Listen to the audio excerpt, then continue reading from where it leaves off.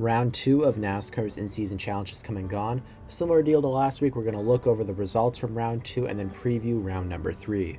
If you are interested in just skipping ahead to the round 3 preview, you already know what happened in round 2, here is a time code for you to do that.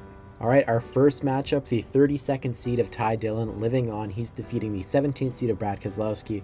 Ty Dillon with a 20th place run, Keselowski down in 37th after getting caught up in that pileup. The 32nd seed, luck lives on, Ty Dillon moving on to round 3. Another road course, who knows what can happen. Will be cool to see if that 10 car can keep it going. 8th seed, Alex Bowman defeating the 9th seed of Bubba Wallace. This was a great battle between these guys. These guys were fighting with each other with a few laps to go. Unfortunately, they had some contact. One guy went one way, one guy went the other. Both drivers have kind of admitted nothing was malicious, it was just hard racing. Nonetheless, Bowman getting home in the top 10 and 8th position. Bubba Wallace down in 28th. He is eliminated from the challenge. This one was really good to watch towards the end of the race. 12th seed, John Hernichek defeating round 1 winner Chase Elliott, the 5th seed. Pretty crazy here. He beat him by 1 position. John Hernichek finishing in 15th, Elliott in 16th. So really cool that these guys were front and tail like that, 1 position apart at the end of the race. John Hernichek moving on. His teammate and 20th seed Erik Jones also moving on. He defeated the 29th seed Ricky Stenhouse Jr. Stenhouse finished in 31st, Erik Jones in 25th, so neither of those guys had good days, but Jones is moving on. The smack talking could not power the number 4 car past the 15th seed 60 car of Ryan Preece. He finished in 7th, good top 10 run, eliminating Noah Gragson, who finished in 30th position. 23rd seed Tyler Reddick with a strong run finishing in 3rd position. He eliminates 26th seed Carson Hocevar, who finished in 35th after slapping the wall, causing the big pileup early in this race. Another great battle in this one. 6th seed Ty Gibbs defeating the 22nd seed AJ Allmendinger.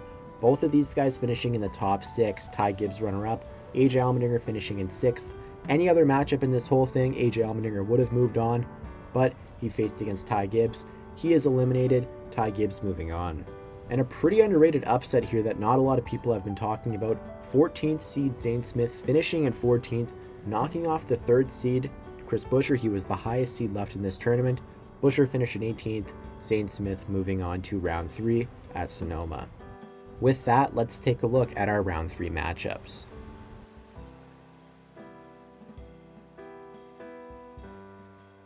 (32nd seed Ty Dillon versus 8th seed Alex Bowman. Once again, the 32nd seed Ty Dillon is quite outmatched in his matchup here. 23rd is his best and only finish at Sonoma in the next-gen car, giving him a 23.0 average finish. 27.2 is his average finish across all road courses in the next-gen car. Alex Bowman hasn't fared much better here. Best finish of 15th, but all of his finishes are either 15th or 16th in the next-gen car at Sonoma, giving him a 15.3 average finish. Slightly worse than his average finish across all the road courses, a 14.8. Since there's fewer matchups, I thought we could go into them a little bit more and compare things throughout the entire season, not just on the road courses. In the matchup between these two guys, Alex Bowman has finished ahead of Ty Dillon 12 times versus Dillon 7. And when you look at their statistics through the whole season, doesn't get any prettier for Dillon. Only 1 top 10 this year, 32nd in points. Alex Bowman, on the other hand, 4 top 5s, but 10 top 10 finishes. He is currently within the top 10 in points. So the 48 car has been running very strong this year. But when you look at the road course results from 2025, the 48 car has been very good. Inside of the top 10 every single race, including a top 5 at Mexico. Ty Dillon's 20th at Chicago was the best that he's ran on a road course. His other finishes 28th and 33rd.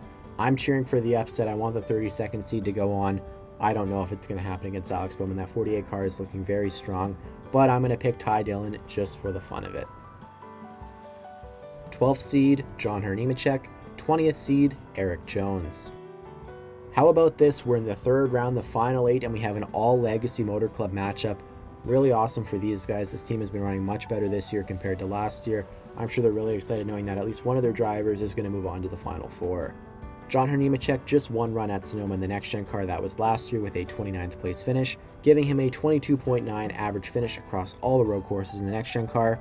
A little bit better than Erik Jones, though. His average finish in the next-gen car, 24.0 on road courses. At Sonoma, 24.3, his best finishes in 19th, so slightly better finish. This one's quite the toss-up here looking at Sonoma.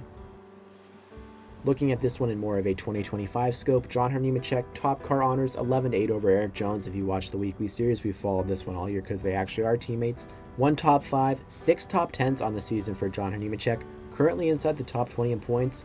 Erik Jones, on the other hand, Couple less top 10s, but he has an extra top 5. He is 17th in points. Huge turnaround for these legacy cars. We're over halfway through the season. Both of these guys are top 20 in points. Really like what they're building over there at Legacy. Let's look at the road courses in 2025. John Hernichek leading Eric Jones in this category 2-1. He had a better finish at Mexico, a strong 6th place run, and beat him at Chicago last weekend 15th to 25th. Jones, however, at Circuit of the Americas, beat him by 4 positions, 18th through 22nd. It's hard to explain why, but I'm going to go Eric Jones this weekend at Sonoma. I think that 43 car has been really turning it around in the second half of this season after a pretty tough start. I have the 43 winning this matchup. 15th seed, Ryan Preece. 23rd seed, Tyler Reddick. Again, it feels very bizarre for Tyler Reddick to be such a low seed in this tournament considering how well he's run this year. We'll go into it later in the next slide. Tyler Reddick has a better finish, 8th versus 13th against Ryan Preece, but Preece with a better average finish, 15.5 to Reddick's 25.3. Across all road courses in the next gen, Tyler Reddick one of the best in the series, a 10.8 average finish, almost 10 positions better than Ryan Preece at 20.2. As we mentioned, Tyler Reddick top 5 in points. He has 5 top 5s to go along with 7 top 10s. Ryan Preece, more top 10s than Tyler Reddick this year, 8 versus 7. However, only one of those has come inside the top 5. Top car battle this year, very equal between these guys, 10-9 to Tyler Reddick, so he's only up 1 race on Ryan Preece here in 2025. Much like the Legacy Motor Club battle, Reddick leading this one 2-1 on the road courses in 2025. 2 third-place runs at Circuit of the Americas, and of course just last weekend at Chicago, and a 20th place at Mexico. Preece beat him that weekend with a 15th place run, finished in the 30s at Circuit of the Americas, but had a strong top 10 run at Chicago, so was competitive there. This one could go either way. I'm going to go Tyler Reddick moving on in this battle though. 6th seed, Ty Gibbs. 14th seed, Zayn Smith. Very equal numbers at Sonoma for these two guys. Ty Gibbs with the best finish of 18th. That's 2 spots behind Zayn Smith, best finish of 16th. Smith also 2.5 positions better on average finish, 25.0 versus 27.5. However, when you widen the scope a little bit and look at all road courses in the next gen car, Ty Gibbs ahead by 5 positions, 15.8 versus 21.8. Again, going to be a close battle between these guys. I couldn't find a picture of Zayn Smith using the paint scheme for this weekend, but it's the same sponsor that he won the Truck Series Championship with in 2022. Looking at these two guys across 2025, Ty Gibbs 19th in points, 3 top 5s to go with 4 top 10s. Zayn Smith only 1 less top 10, 3 top 10s through 19 races. He's 24th in points, so these guys within 5 positions in the points. The top car battle, 11-8 for Ty Gibbs. All 4 of these matchups are very close to the top car battles, which I thought was pretty cool. 2 road course results in 2025. Once again, a 2-1 lead, this one for Ty Gibbs. Tough run at Circuit of the Americas, finishing in 34th, but an 11th place run at Mexico, and of course just finishing runner-up at Chicago. Those were ahead of Zayn Smith's 14th at Chicago and 35th at Mexico. Smith also struggled at Circuit of the Americas, finishing 29th, but that was ahead of Ty Gibbs. I'm a big fan of the underdog story. I was cheering for it with Ty Dillon there. I think Ty Gibbs is going to win this matchup though. Taking a look at the final 8 drivers active in this tournament, none of these guys have won a race in 2025, and 5 out of 8 of them have never won a Cup Series race in their entire career. In fact, only one driver who had won a race in 2025 made it to the second round, and that was Chase Elliott winning the race at Atlanta that moved him on in the tournament. I was not a huge fan of Atlanta being the first race of the tournament. I don't think I would have had a problem with it being the second or third race. I think you needed to have a traditional Oval B week 1 just so we didn't see all the upsets that we saw because of the crash.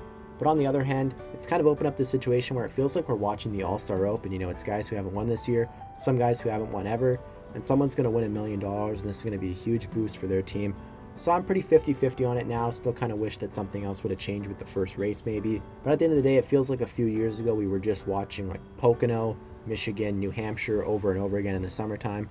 So it's really cool to have this kind of tournament to make the summer a little bit more exciting. Nonetheless, it'd be really cool to see someone who has never won a race win this tournament. Alright, a few other things I want to follow up on that I touched on in the first 2 weeks of the series. The 33rd through 36th bracket is complete. Our champion, Cody Ware. 36th seed Cody Ware finishing in 26th, defeating 34th seed Cole Custer, who finished in 33rd. Despite the massive hit that Cody Ware took, he still survived and won the 33rd through 36th bracket. The third place race, pretty simple. Shane Van Gisbergen won. Nothing really Riley Herbst can do there despite a pretty solid 17th place run. So the third place in this mini tournament goes to Shane Van Gisbergen. Last place, and the only one without a medal, Riley Herbst. Again, wanted to just review the Uncharted bracket that we had last week since there were 5 drivers going for 4 positions in the race.